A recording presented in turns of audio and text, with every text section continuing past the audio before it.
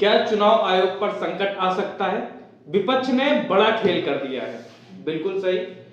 NDA गठबंधन अब मुख्य चुनाव आयुक्त ज्ञानेश कुमार के खिलाफ एक महाभियोग का प्रस्ताव लाने वाले हैं। इसकी तैयारी विपक्ष ने शुरू कर दी है। एनडीए गठबंधन अब इस बात पे भी बहुत जोर दे रही है कि चुनाव निष्पक्ष नहीं हो रहे। हाल ही में यूपी में कुछ ऐसी घटनाएं भी हुई जिसमें चुनाव आयोग का जो डाटा था, जो इलेक्शन कमीशन का डाटा था यूपी का, वो मिसमैच हुआ। यूपी के अंदर जो इंटरनल वोटिंग लिस्ट जारी हुई उसके आंकड़े कुछ और थे और सेंट्रल की तरफ से जो जारी हुई उसके आंकड़े कुछ और थे। ऐसे बहुत सारे पहले भी एनडीए गठबंधन आरोप लगा चुका है कि चुनाव निष्पक्ष नहीं है और कई घटनाएं ऑन कैमरा रिकॉर्ड भी हुई। सरकार के खिलाफ ये बहुत बड़ा हो सकता है 2026 में, जिसमें राजनीतिक बवाल तय है।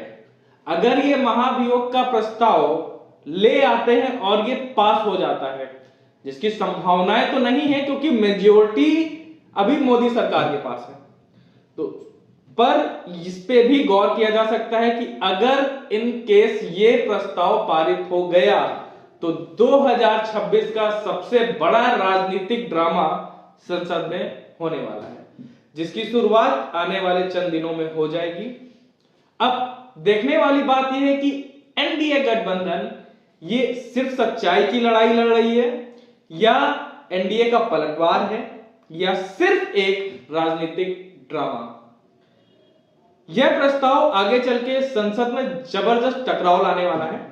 इस टकराव के चलते 2026 की राजनीति भी बदलेगी और 2027 में जो चुनाव होने हैं उसकी भी राजनीति पलटेगी।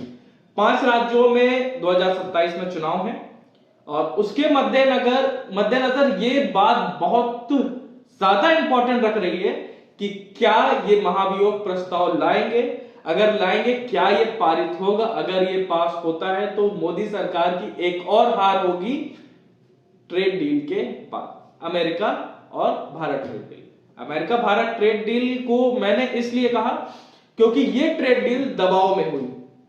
बहुत सारे रीजन रहे इसके दबाव में होने के और भारत के किसानों को, भारत के व्यापारियों को बहुत बड़ा एक झटका भी लग सकता है।